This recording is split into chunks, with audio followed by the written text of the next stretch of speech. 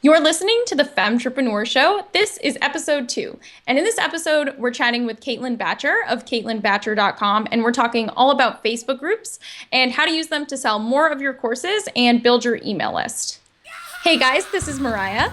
And I'm Megan Mins, and we are so excited for this interview with Caitlyn. You are going to love it. Caitlyn seriously gives us so much gold, and she shared so much value that I can't even believe it's free, personally. No, I felt like that too. Like, I can't believe this was free. I was like, wow, can you talk to me every day? But she also helps us get over our own fears of creating a Facebook group. So there's so much to get into. Let's go ahead and jump into the episode right now. Hey, Caitlyn. We're excited to have you here. Hi, happy to be here.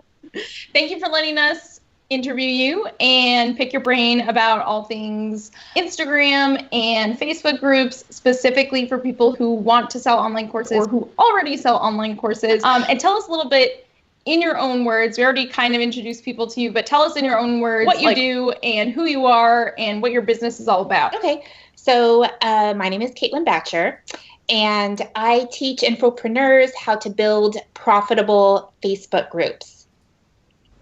I like it. That's about it. That's so clear. Most people are like, well, I do a little bit of everything. No, I do that. So I also have an online course about Instagram, which I'm not in the middle of promoting right now. So I'm excited about the Facebook groups and to talk about that a little bit more. Me too. I have so many questions for you about Facebook groups because they're just like this big enigma to me that I don't understand. Like, I just feel like I have so many questions and they seem like it's one of those things like, do you feel like everyone's talking about them? And like, maybe it's just me, but I feel like people are talking about how awesome they are. And then in my mind, I'm just like, I don't get how it works. Yeah, for sure. I definitely feel like, especially within the last 6 months, like so many Facebook groups have popped up, and not just from, business coaches, but even from companies like Teachable or Lead Pages or Webinar Jam. They all have Facebook groups. That's true. And once you kind of see that, it's like, okay, if all of these people are doing this, it's not like you want to be a sheep and just follow the flock, but it kind of makes you think, like what's all this about? Yeah, obviously there's something to it if all of these companies are doing it too. So I think before we dig too deep into Facebook things, I think getting a little bit more background on you and your business is always really helpful before we dig into these type of conversations. So I'd love to hear a little bit about why you started your business, maybe what that transition was like, or what you were doing before you started your business. Sure. So I've always been interested in social media. And in 2014, I decided to start freelancing as a social media manager. And so I did that for about a year. I definitely was not all in for that. I was still a stay-at-home mom. I had my daughter in daycare, 2 mornings a week. So basically I did as much as I could within the short time frame during the day. And then, of course, at nights, I would do a lot of work. But after a while, I just started to get frustrated. And I think the main thing that frustrated me is that none of my clients would listen to me. And I knew what they should be doing. And it just sounded so crazy to them that they were just like, no, like, we're going to do it, this traditional way, blah, blah, blah, blah. And I was just like, this is dumb. Like, I know if I were to apply these same strategies to my own business, I could really grow something amazing. And so I was like, I remember the night that I told my husband, I think I'm going to stop freelancing. And by the way, I was just like, I was making, about $1,000 a month because I only had little jobs here and there. Yeah. And I remember telling my husband, I'm actually going to stop this and I'm going to refer out all of my clients and I'm going to start something brand new. And I have no clients lined up, but I'm going to start a one-on-one consulting business where I just get to do, one-offs. And I'm going to put Callie in school full time. She's going to go to daycare for full time so that I can really go all in with this and I'm giving myself 3 months. And if I don't make money within 3 months, then I'm going to do something else. Because at the time, we couldn't afford to have her in daycare full time. Yeah. Daycare is like thousands of dollars a That's month. Crazy. Here in the Bay Area. And so I was like, let's just try it. And he was like, okay, you're pretty much just going to do what you want anyway, so that's fine. And so I went ahead and started my consulting business. I had 0 clients lined up. This was January 2015, 0 clients, 0 email list, no social media following, because I hadn't done any of that before for myself, only for other people. And basically within the first, month number 1, I remember I made about $200. By month number 3, I made $6,000 that month. And I had my first 5-figure month 6 months after opening that consulting business. That's amazing. And That's amazing. Yeah. And so, obviously I met my little 3-month goal, which so we got to keep the girl in daycare. But let's talk about that for a second. Because one of the things we talked about in the past is the difference between a person that says, I'm going all in. Like, I love how you started this business because it's exactly how I would have done it. And yet it's the opposite of what I would tell other normal people to do. Like, most people, I'm like, you should make sure you have money saved and you should make sure you have thing validated and make sure you have some people lined up and you know what's going on. Whereas the way I do things is not necessarily, it's just a lot riskier than that. And I like the way you started this, but the difference between someone who's like, okay, I'm going to try to do this, in between, maybe an hour in the morning and an hour after my kid goes to bed, versus the person that's like, you know what, my kid's going to daycare and I am going all in. And if it doesn't work out, we can reassess. But you gave it your all, as opposed to the decision that, again, we've talked about this, you and I privately, of just deciding that you're only going to do it in the sort of nooks and crannies of your day. Tell us, like, how you made that decision. Was it hard for you? I don't know. It's kind of interesting. So decisions like that are shockingly not hard for me. Yeah. I just kind of, one of the things that I know about myself is I really trust my intuition. I just really trust it. And I knew that the strategies that I was not able to apply for my clients, I knew they would work for me. And I also knew I could not do both things. I could not devote all the time that I needed to really building my own social media following, writing my blog, building my email list, all of those things while I was taking care of ongoing clients.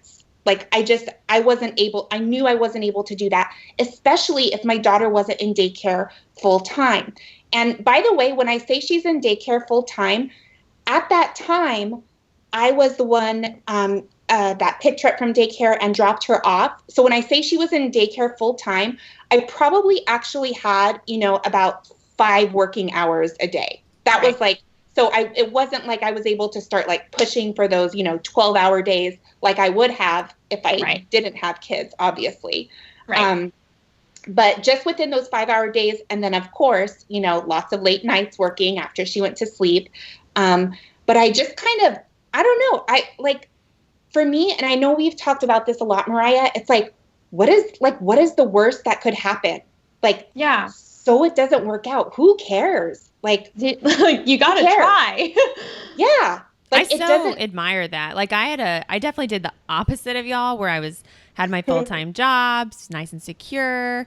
And then I was trying to do the business on the side. And even though I made the transition eventually and quit my full-time job last fall, it wasn't until I had another secure option. So I feel I kind of wish I was as bold as you guys, but I was already engaged at that point. And my fiance was definitely oh, are you he's more risk averse, I think. And I'm the more I just want to do it. I want to make the impulse decision. So anyways, I love the idea of that bold, you just know you can make it work, or what's the worst that can happen. I think that's really inspirational. Yeah. I mean, I think it's just, you just kind of have to do what works for you. I hate doing anything halfway. Like, Yeah. I cannot stand it. I have to be all in, and that's it. Like, even now, like how I'm moving more towards like away from evergreen courses and into open and closed courses.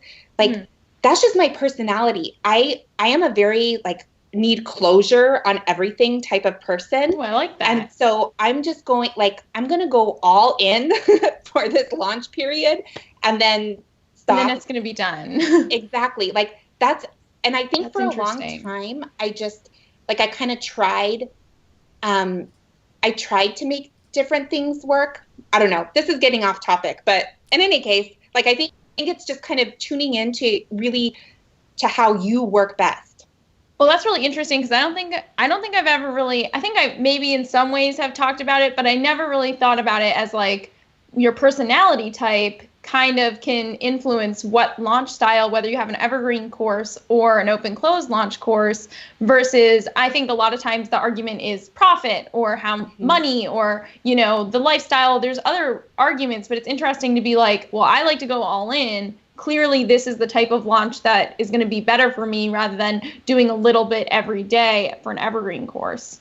Yeah, I mean, that's my theory, but who knows? Like, it could be a giant disaster. And if it is, then once again, I'll reassess and move forward. I mean, it's like, I feel like people spend so much time being like, should I do it evergreen? Should I do an open and close? Should I do this? Should I do that? It's like, I don't know. I don't know what you should do. Just pick something and move forward and try it. Yeah. So totally you built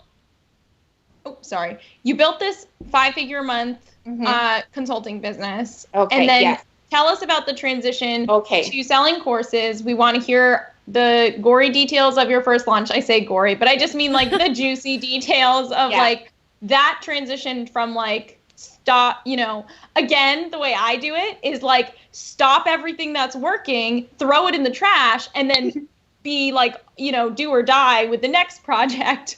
Maybe you do it that way. Maybe you were more cautious. Like, how did you approach the transition from consulting to just selling courses? So, you know, I started my consulting business in January, and by March, I was booked out for months in advance, and I wasn't able to serve as many people. Like, I just wasn't. And I was just like, I didn't, honestly, at that time, Mariah and Megan, I don't even think I had taken an online course before. Like, I had heard about them before, but I had never actually done it. But I was like, I'm going to cash it. I was like, other people are making money doing this. Like, I'm going to try this out. It's going to allow me to help more people at a lower price point than an individual one-on-one, you know, consultation. And once again, like, this is, I mean, like, I just was like, okay, I'm just going to do this now. And so I actually, like, it would have been really smart for me to stop consulting and then do my course, but I didn't. I was booked out with consultations all day long. So my entire course creation process was taking place at night. So it was like I had a full-time job, and then I started my online course business, you know, at night. And that first, when did I start? I think I launched it. I know that I pre-sold it, and I didn't even know what a like, I remember, like, I didn't read a blog post saying like, hey, you should pre-sell this. I was just like, man, I need like some money because I want to do less client work. And so this month I need to like get some cash in so that I can start working on my course. So I was like, I'm going to just like pre-sell it. I don't even know if I knew the term. No, and that's that's really awesome and interesting. It's almost just like your gut knows. Yeah. You can kind of feel it out. Like, okay, I need money in order to make the course, so I need to pre-sell. Like, it's not super complicated. Wait, before we move on, can we clarify what pre-sale or pre-selling means for those who may not be familiar with that term? Yeah, I want to hear Caitlyn talk about, like, for you, what was the pre-sale? What was the promise that you were giving people when they gave you their money? So my promise was I had a date in mind when I knew that I wanted to launch the course. And I think it was like 2 or 3 weeks out. And so I said, hey, I'm going to be like, I have this new thing coming up. Like, I don't even know if I had a sales page. I think I just started kind of talking about it to my email list. And I had a PayPal link where people could purchase it. And I wasn't even really exactly sure, like, what, like, this is so crazy. I wasn't even sure exactly what it was going to be. Like, maybe I had 1,000 people on my email list. Maybe, like, it was probably even less than that. But I ended up making like $7,000. And so within that pre-sale period. And so I was like, oh my God, like, it would take me a ton of time to do this consulting. Like, why am I, first of all, I was burning out on consulting, because when you're doing like coaching calls all day long, it's exhausting. Yeah. So I was like, why don't I just do like more of this? And so the whole thing was a learning process. I mean, I can tell you right now, my first, that first online course, it was just a password protected blog on Squarespace. So everyone had the exact same password. Like, it was just, here's my Squarespace website. It was like on my same website. Like, I didn't have a separate one. Right. And it was just like, so they would buy it through PayPal. I would manually, after they bought it from PayPal, like, go in, add them to that email list, send them, their password. That's exactly what I would do too the first time. It was like, okay, I saw a sale come in. I need to log in and get their email so I can send them a personal email with the information. Yeah, it was so funny. Yeah. But like, whatever, like, that's what I did. And after a while it was exhausting. And I think it was like in July, I was just like exhausted. I actually had to like go to the hospital for a little bit, because I was just like dehydrated and just like emotionally drained. Like, it was just like nuts. And so then I remember I stopped selling that course for the month of, I think it was July, because I was like, I got to get some systems like up in here. This is around the time, I think, when we started talking. And I don't even remember exactly how we started talking, but this is like, you were like, oh my God, everything is crazy. And I was like, I know, me too. I need help. We need systems help. Seriously. And so then I was like, so I, closed it down. Then I started to like, kind of like reassess like everything, doing some research. Okay, how do people actually sell online courses? Like, how does one go about doing this thing that I've already started? And so then, I once again, like, told my husband, I'm actually not going to do consulting anymore. And he's like, what? Like, steady income. I'm like, well, I'm just not going to do it. So here we go again. Yeah. Like, all right. That's awesome. And then, then I reopened in August, had a better idea of what I was doing. And I don't know, like, things just picked up from there. Like, it's just been amazing. I think that's awesome. Your story is such a good example of what Mariah and I try to tell people all the time, is just get started. Like, it's okay if you don't have it 100% down. You don't have the perfect systems. You don't have the perfect website or sales page yet. Like, just get started. Like, just start doing it, and you can figure it out along the way. Like, I think you guys are both just such great examples of how that can work in your favor, and versus delaying. Like, we know people who wait like 8 months or a year to launch their course because they're trying to get it perfect, instead of just putting it out there and making improvements along the way. And I think and people were so excited with my course. Like, here it was, just like this password protected thing, because it was still valuable. Like, it didn't have all kinds of bells and whistles. It had a few little like short tech tutorials, but it was primarily text. Mm-hmm. And like, people loved it because it gave them a result. Yeah. So that's the thing. I think people overcomplicate the process. And I think like the same thing you were saying, like, when I started selling courses, I never had read a blog post about courses. I didn't know that there was like information online. And this is like 4 years ago. So there wasn't really a lot online, there just wasn't a lot about that particular thing. And it was very much like reserved for people with a lot of money and resources and technical knowledge. And it wasn't for people like me. And I feel like if any person right now who's listening to this podcast, who has ever been to a webinar, who has ever read a blog post about anything that we're talking about today that has to do with courses, you're automatically like 100 times more qualified you know more than Caitlyn and I knew when we started, and yet we still made it happen and had successful first launches. So you, just by default, by listening to this or doing anything else related to this, you know more than I did when I started. And so just think about that. I mean, you don't need to know how step 10 is going to work out. Just start at step 1. Yeah. I love that. So tell us now, like, what today. So you transitioned to courses, you had this first launch, which was like a pre-sale, and then you started going, it was evergreen, closed it down so that you could restructure your systems, open it back up again. What are your income streams now? Is it like all courses? Is it different courses? How many courses do you have? Like, tell us about your individual income streams and how they kind of add up. Yeah, sure. So up until, so as of this last January, I want to share a few numbers with people just because I want them to understand that I think one misconception is that people feel like they have to create a bajillion courses in order to be profitable. They have to have like so many products and turn them out. Well, my course Wham Bam Instagram, which I launched in November, I had, and I think that for that launch in November, for 2 weeks, I think it was a $20,000 launch. And I don't remember how many people, I might have had like 4,000 people on my email list at the time, something like that. So anyway, so I did that in November. And then each month, it just, like, it wasn't that $20,000 month right away, but each month it just went up and up and up, and it just really started to gain momentum. Now, there are a few things that I did in order to like help that along. Number one was webinars. I started doing joint webinars, of course. We did one. Yeah, that's right. Mariah and I did one.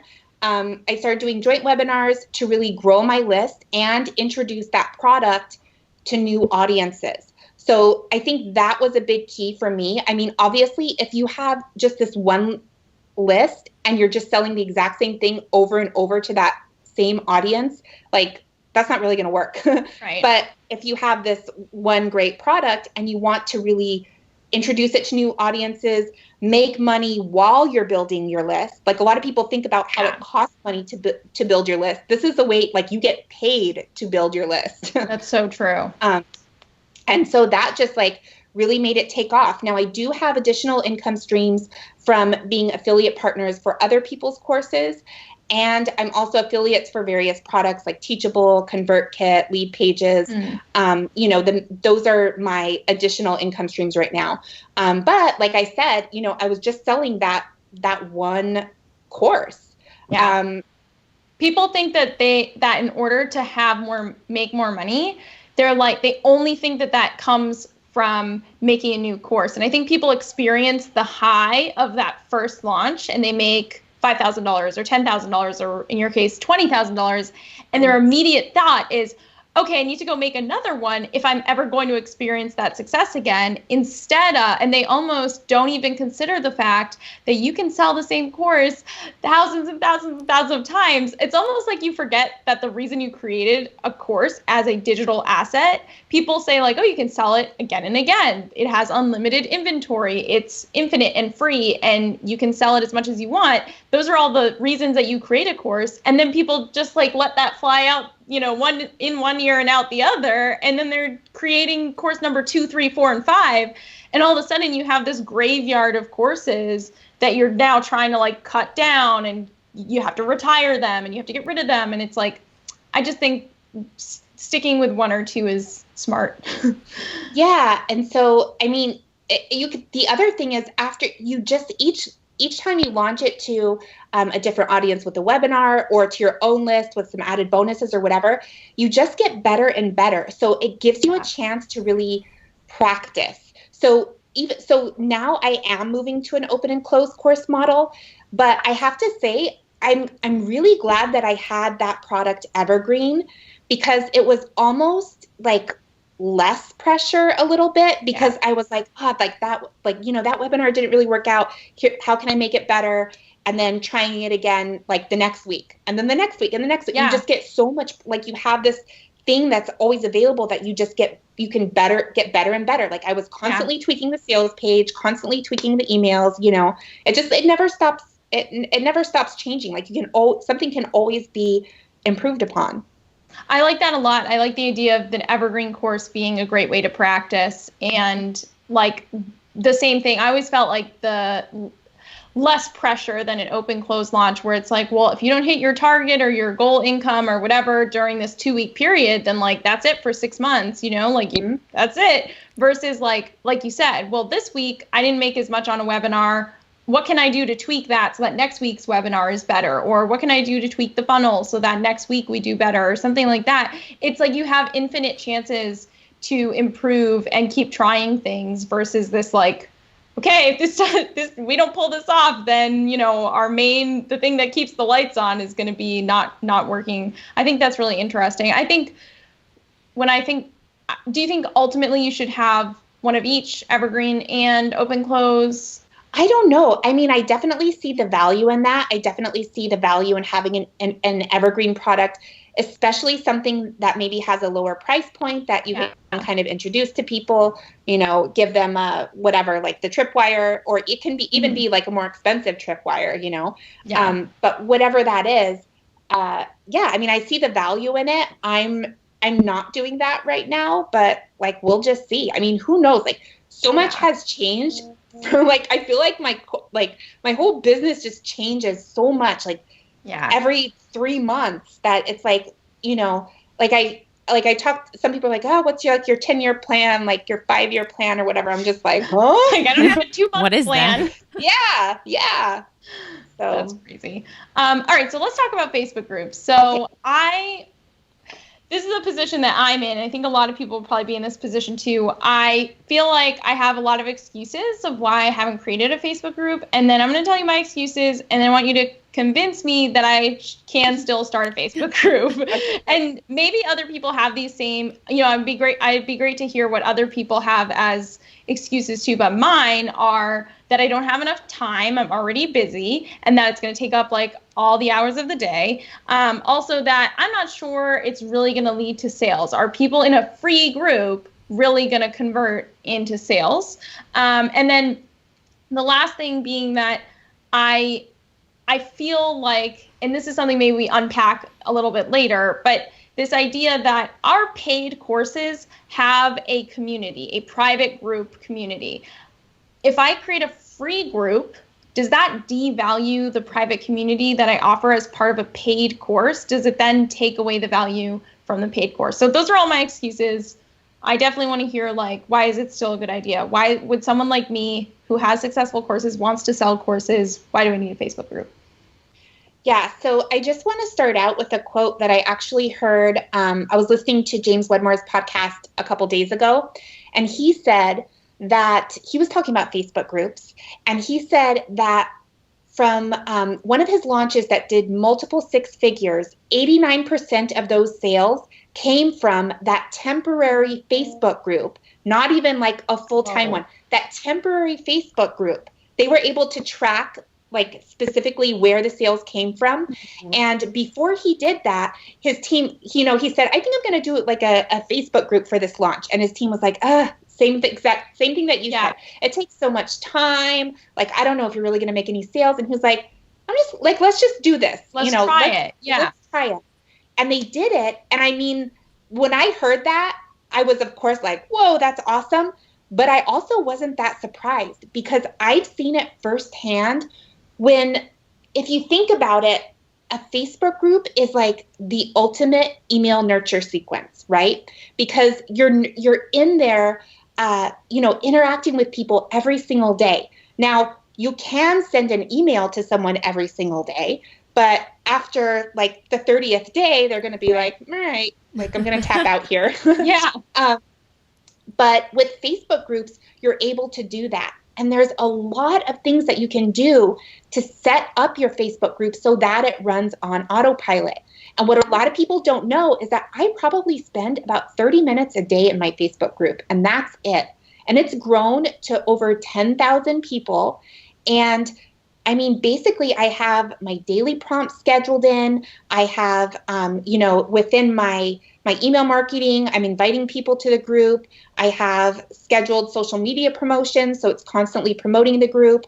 All of that kind of stuff, like you shouldn't be going into Facebook in your Facebook group every day and being like, okay, like what is my daily prompt going to be? You know, like right. just should be planned ahead. Yeah. And the key is to just automate it. Yeah. This is so good. Yeah. I feel like I didn't even think about that. Like, you could just pre-schedule things in Edgar and they would go out. Like, I wouldn't have to be there every day. That is the platform that I use, Edgar, because that platform you can schedule directly into your Facebook group. And you don't even have to, you don't have to change every single week. So every Monday, it's the same prompt. Every Tuesday, it's the same prompt. Every Wednesday, and on and on. So all of that is just ongoing. And some people feel a little bit cheesy about daily prompts, but the reason why I like them is because it gives that little extra bit of scaffolding for those people that are a little bit hesitant to participate. Yeah. You know, like some people are just assertive and they'll go in and start asking questions, you know, start interacting. But other people are a little bit, more hesitant. And so having something like a daily prompt really, really helps them. Like you're giving value by doing that. You're helping them network with other people. I love what you said about how it's socially acceptable to post in a group 2 or 3 times a day, right? Especially if you're providing value. Oh, yeah. It would not be socially acceptable for me to send an email, not only, forget once a day, 3 times a day. That would be insane that you can't do that. Whereas this is a way to connect with people so much more frequently. And it's all those little touch points that make a difference overall.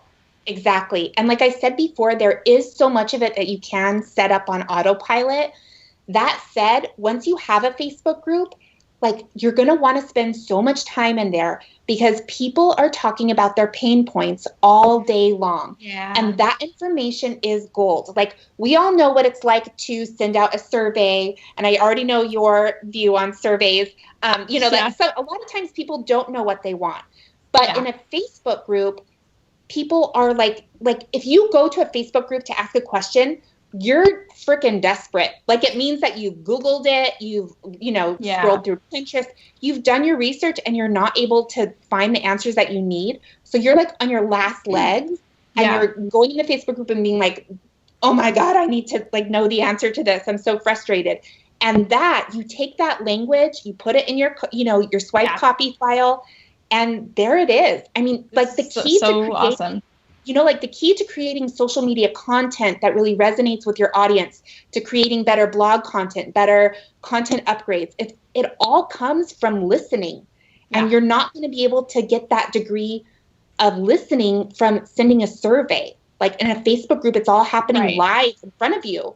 Because you're asking them a question and then they're clicking a link. Oh, does this describe you? But it's in your words, not theirs. This is what we call, in Launch Your Signature course, this is what we call copy stalking. And this is how I not only come up with my course ideas, my product ideas. I always say people are I struggle to write my sales page copy. And I'm you're not writing it. Are you kidding me? Your customers have already written your sales page for you. You just need to go and find where they wrote it. And it's in a Facebook group or it's on Reddit or it's in Quora or wherever it is. They already wrote your goddamn sales page. Yeah. You just need to copy and paste it in their exact words into a format that makes sense. And it's so, so true. This whole idea of copy stalking is I feel most people think that they're have to come up with ideas from their head. And I'm no. These people are telling you what they want. You just have to listen. Yeah. And think about it. Big companies, they spend millions of dollars on market research, putting people in a room, asking them questions. There is no barrier to starting a Facebook group. It's free. It's not going to cost you millions of dollars to start it. I have a question. So I want to incorporate Facebook groups, but I'm terrified of commitment. So what if my sort of testing this idea of do I want to have a full-time Facebook group is doing a 30-day intensive Facebook group that's free during my next launch, during my next promotion.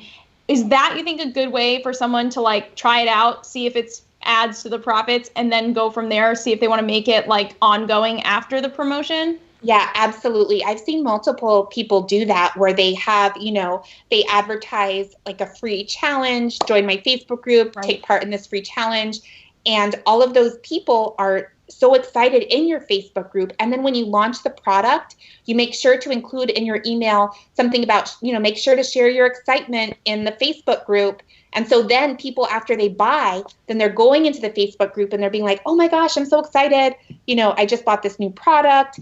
And that helps to really create even more excitement and make other people be like, oh, other people are buying this, But again, something like that is really good for a specific product because you're gathering people that are interested in that specific product. I mean, like for me, in my Facebook group, I have people in there that are not interested in hosting a Facebook group, right? Like they're just in there for networking. But what you're describing is, I think, something really smart because it would be specifically geared towards people who are interested in learning more about that topic. Yeah.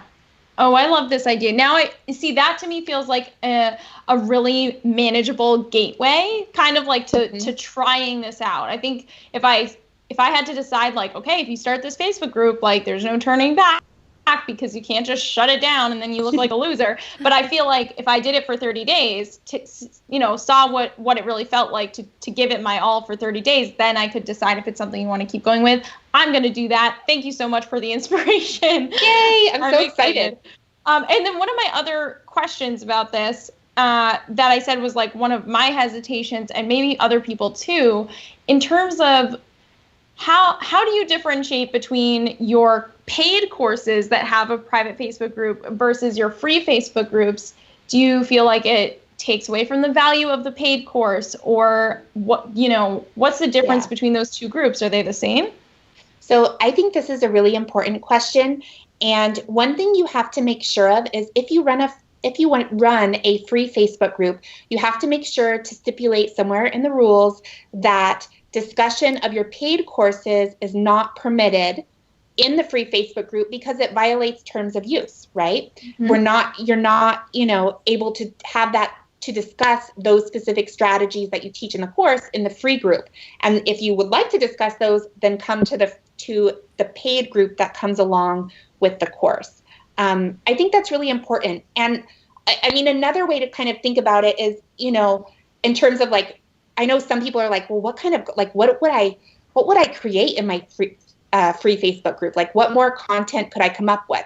Well, it's the same thing as like having a blog. Like if you have a blog full of information, you're still able to sell a paid course that has information. Like people will still do that. So they're not going to be, it's not going to devalue that, your paid Facebook group. It's not going to devalue that. If anything, it'll make it seem more exciting because you're like, oh, I can't talk about that stuff in here, but over here, I have a smaller community of people that are willing to invest in their business, and on the same page as me, and we're all learning the same things. So it's very different. And I do have paid groups and my free group, and people participate in both.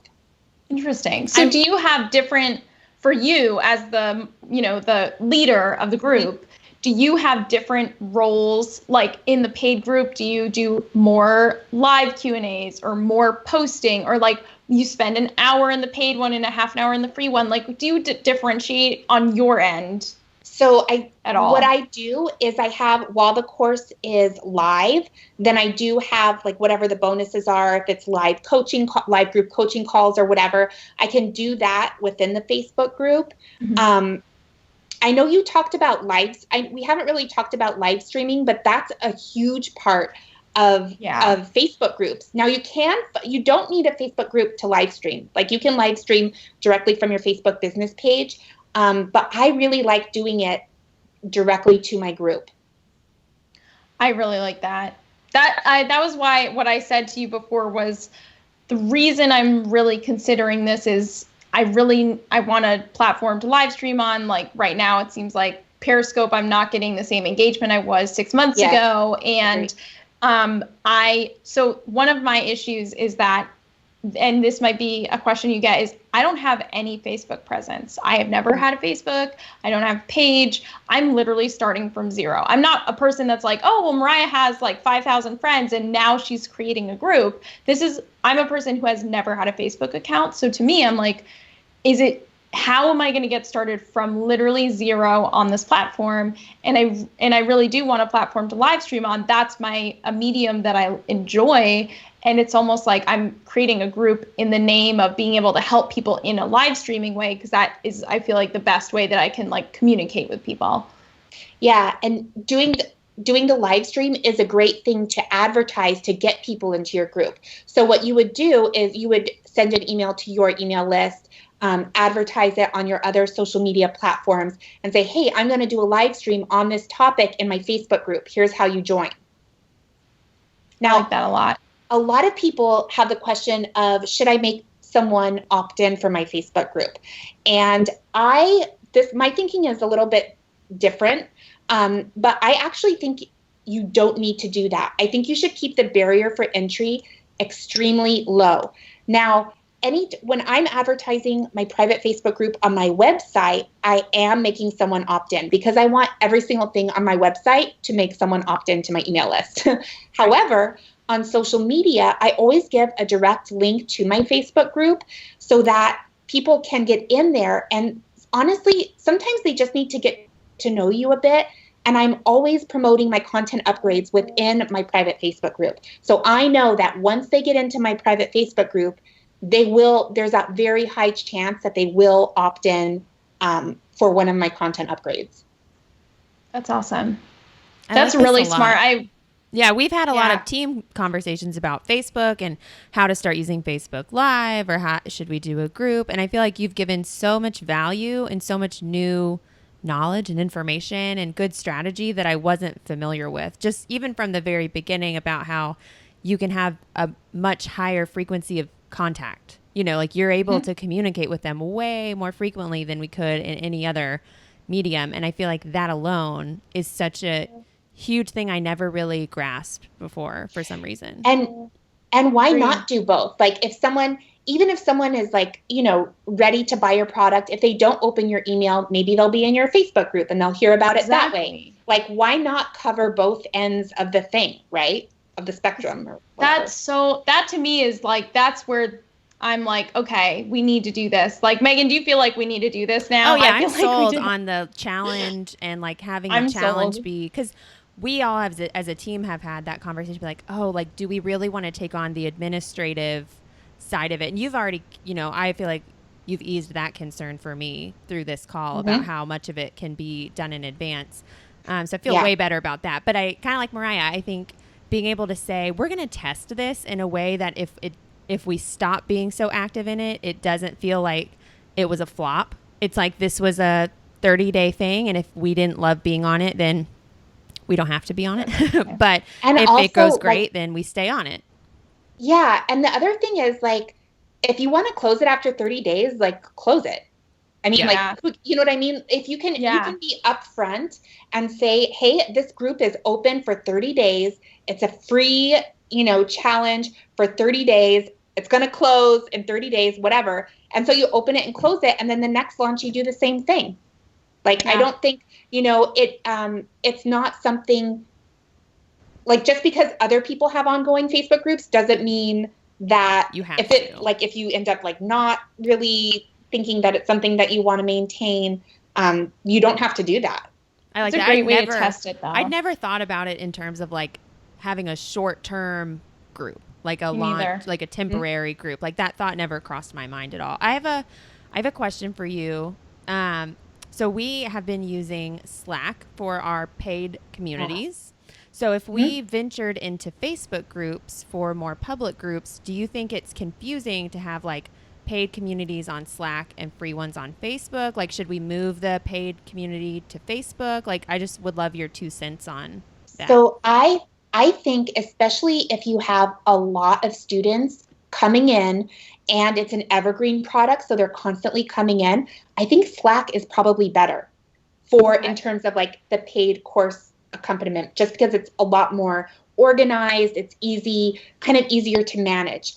But for the free Facebook group, like, I think it's I think that's great, like to have just people coming in for free. Now, if you have an open and closed course and you have a Facebook group attached to that, then that's fine because everyone's starting at the same time. You can, schedule a daily prompt like, hey, we're in day 1 of the course. Like, here's what we're working on, like day 2, whatever, things like that.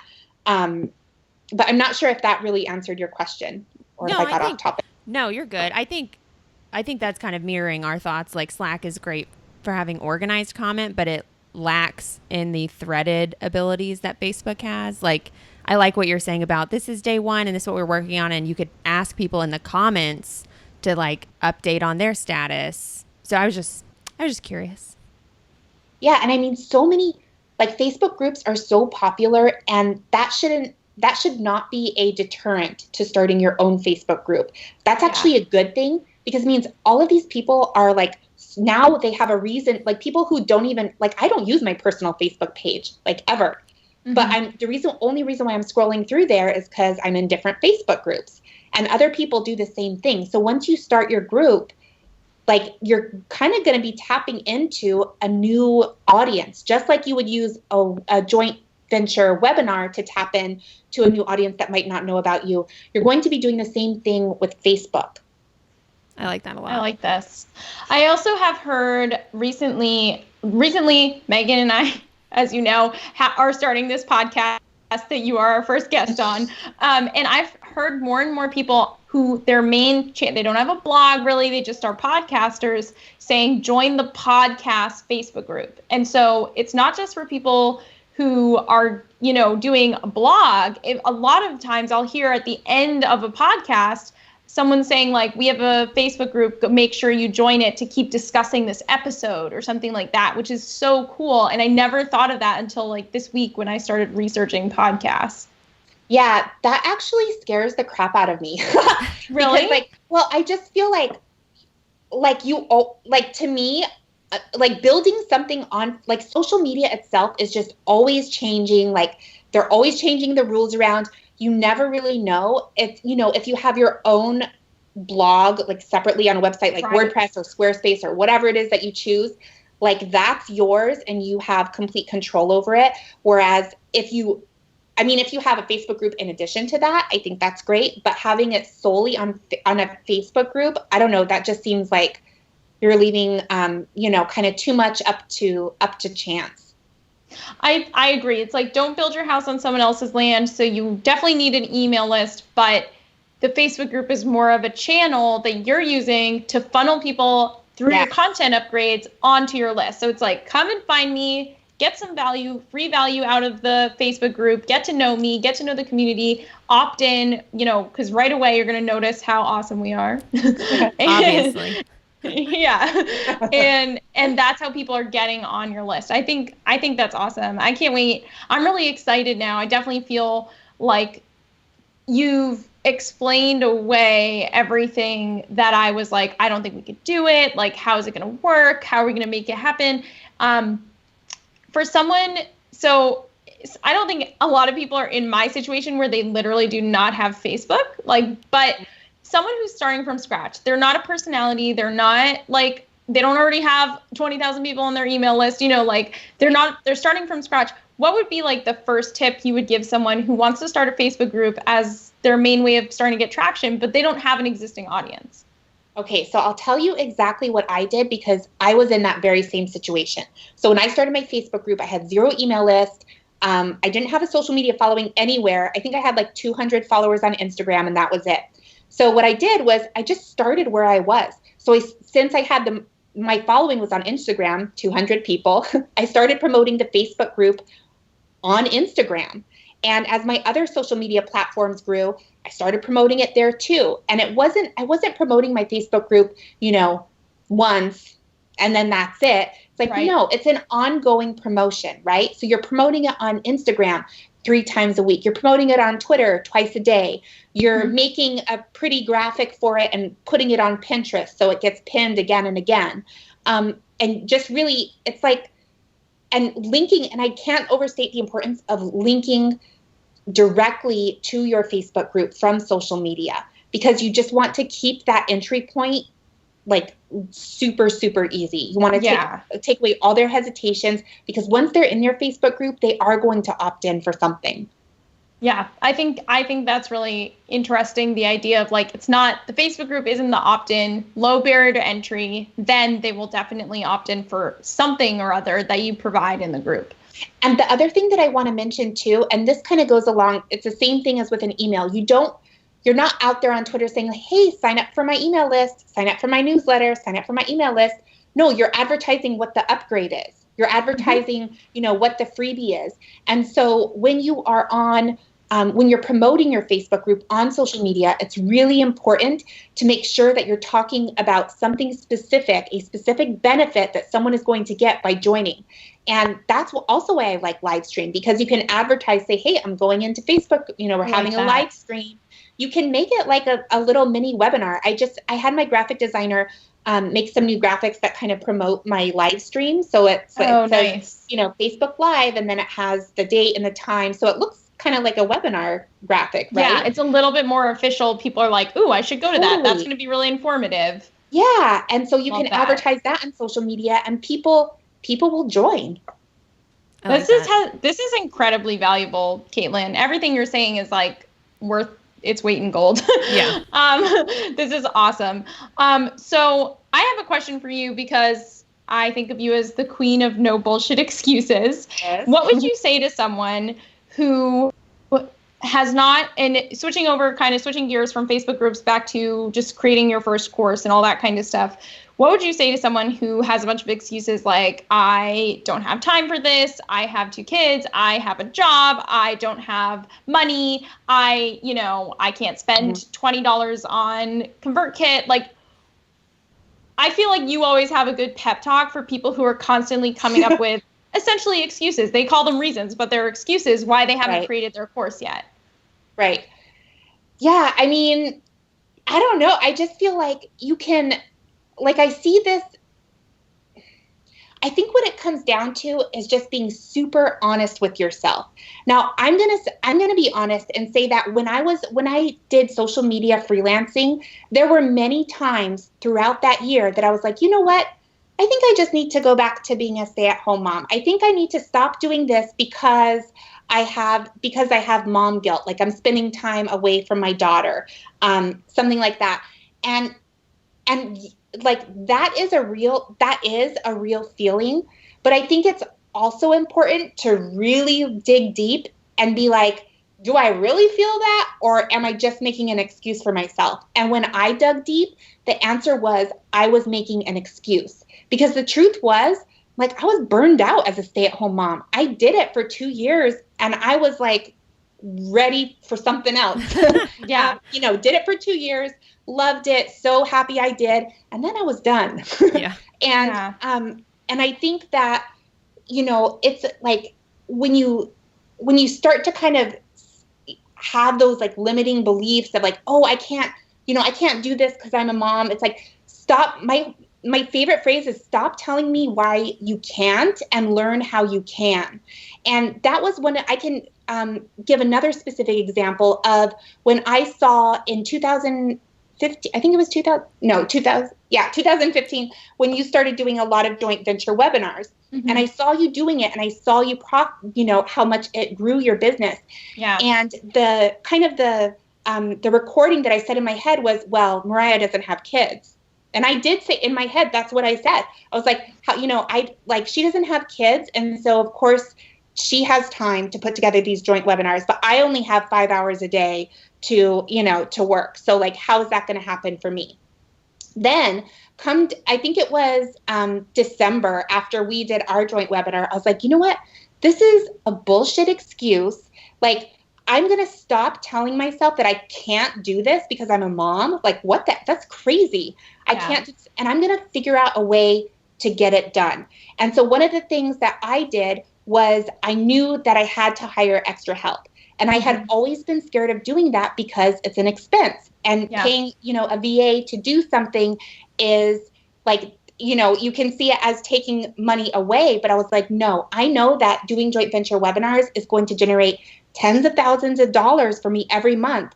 So I'm pretty sure I can invest $400 a month to pay a VA to do all of the tech setup, to, you know, cut and paste my emails, whatever, all of that. Yeah.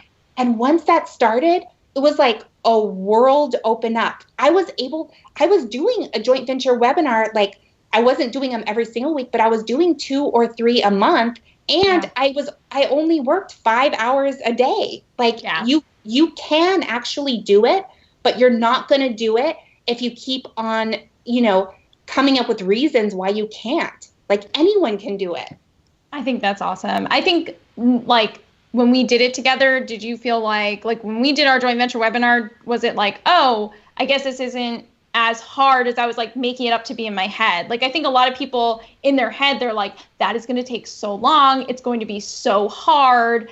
And then after you had done a couple, did you feel like, you know what, like, besides obviously getting help is the number one thing that everyone needs to realize. Just like you said, like, people see that, oh, but then I'm losing $400. And it's like, but you're gaining so much. Like, it's not even a question. It's you know, it can be hard to take the leap, but then once you do, it's like, you know, you just have no fear about that. But I think, you know, if you've done it a few times, did you kind of feel like relaxed, like, okay, this isn't as hard as I was kind of making it out to be in my head? Well, I think one of the big things that helped me was that I started doing Periscope that same summer. And I was using Periscope a lot, and so I started to get more comfortable using live video. And so I kind of saw a webinar as an extension of that. Now, I had done, before I did my joint venture webinar with you, I had done a few webinars by myself. Mm-hmm. And I mean, so many things went wrong. But but it was okay. Like, that very first webinar that I did by myself, I was on there, and I remember the screen froze to that first slide, but I didn't know the screen had froze because I didn't have someone assisting me. Yeah. So, like, the comments were going through, and everyone's like, why is the screen frozen? The screen froze for an hour. Like, I was just plowing ahead. I did my whole webinar. I had hundreds of people watching live, but they stayed till the end. Like, they didn't care. Like, they couldn't see anything, but they could listen. And nobody got angry or like sent me like mean emails or anything like that. And at the end, I was like, well, that pretty much messed up, you know? And so I was like, and I sent email, I'm like, hey, sorry guys, like, I wasn't going to send a slide deck, but I was like, here's a slide deck. Like, sorry about that.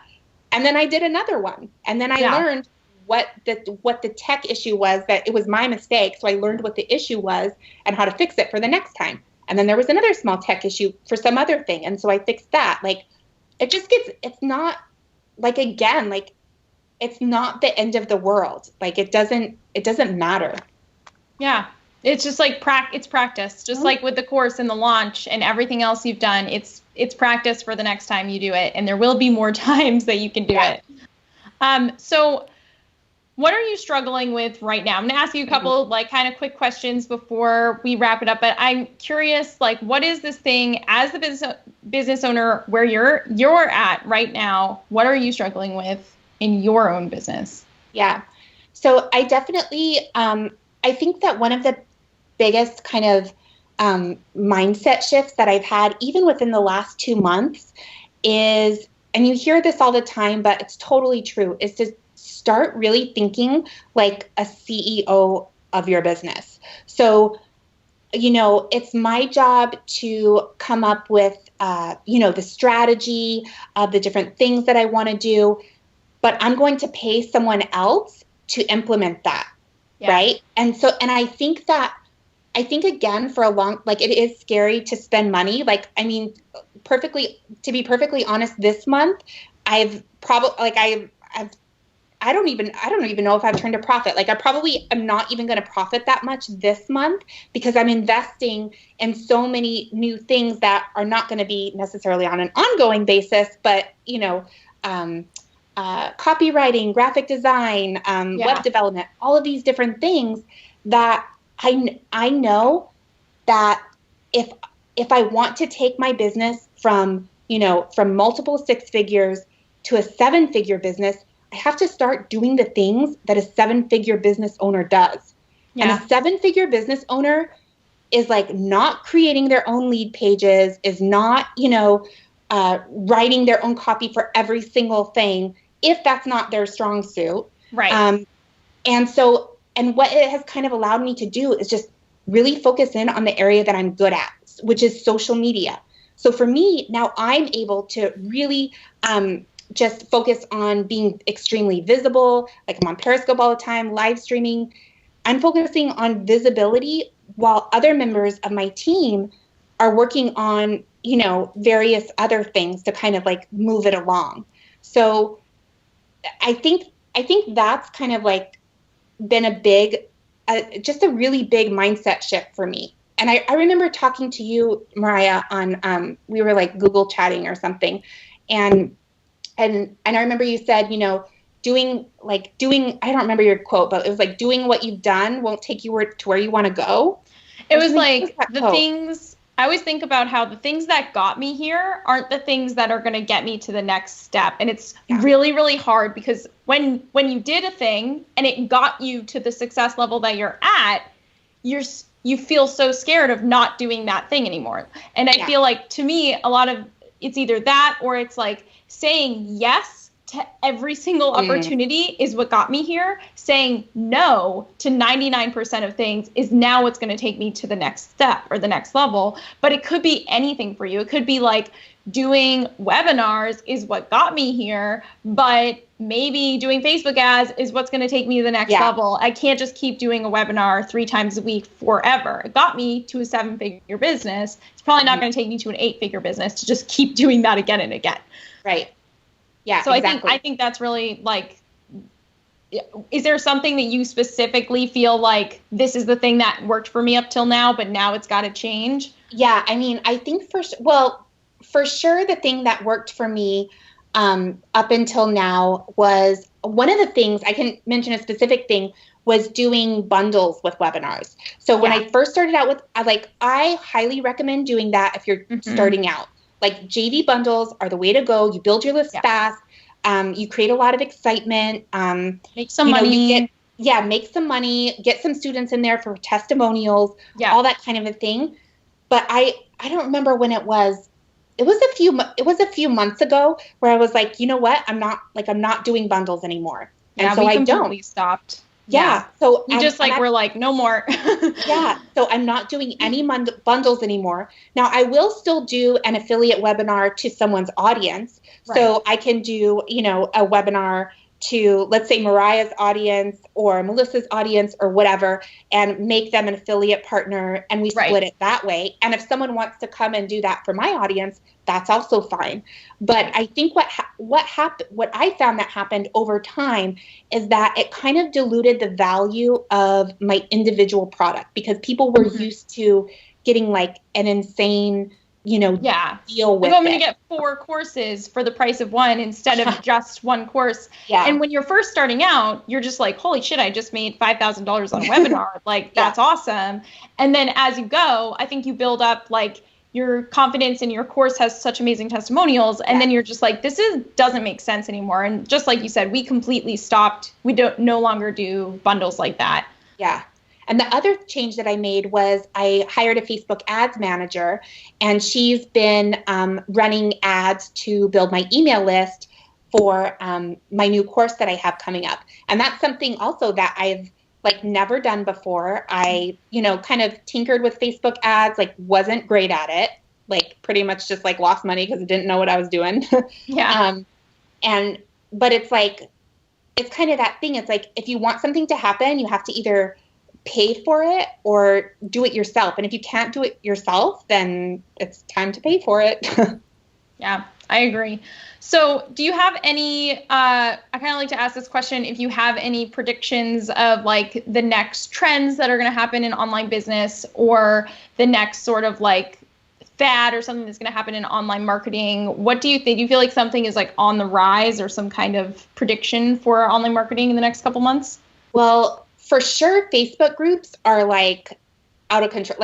Not out of control. They're just popping up all over the place, and it's just going to get bigger. And so if you're thinking to yourself right now, oh, I shouldn't start a Facebook group because now there's so many, just wait a year or two. There's going to be so many more. Get in now while you can. The other thing that I'm super interested in right now is Snapchat. And I'm on Snapchat all the time now. You can follow me, Caitlyn Bacher, on Snapchat. And I've been, Snapchat is a little bit different because you're not able to share things. Like you're not able to grow it's not like creating really shareable content necessarily. Right. You have to draw people in from your other social media channels and from your email list to Snapchat. But one thing that I'm noticing is it's kind of having the same effect on my business that Periscope did last summer. Now, I remember when I started to use Periscope, that's when I started talking to you. That's where I met a lot of my future collaborators, was on Periscope. And I feel like that same thing is happening now on Snapchat, because it's not like there's not too many people on it. You can still reach out and send little messages and people will respond. Whereas if you sent that person a tweet, they would ignore you. Right. That's so true. Send someone a little video message. They're not going to be able to ignore that. Yeah. And so I'm very, very much interested in Snapchat. The other thing is I really hope that Instagram ads improve, because right now they're just kind of in the toilet and nobody's really making money from them. But I really hope, I'm sure they will, because Facebook ads are so great. I'm sure that eventually Instagram ads will be more better targeted or whatever, start working more. Yeah. But I think that's great. I know some people are oh no, Instagram's going to be ads. I'm like, yeah, bring it. I'll pay for those ads. If paying for that ad is going to help build my business and generate even more income, yes, please. Yeah. So where can people find you specifically? Where can people find some more information from you about Facebook groups? And do you have anything you want to tell us about that? And just tell us, where would you send people if they wanted to get more from you and find you around the internet? So I do have a Facebook group called For Love and Money. You can get access to everything from my website. So if you go to CaitlynBacher.com, I have an ultimate checklist for Facebook group hosts where you can download that gives you, that 11 main things that you need in order to run a profitable Facebook group.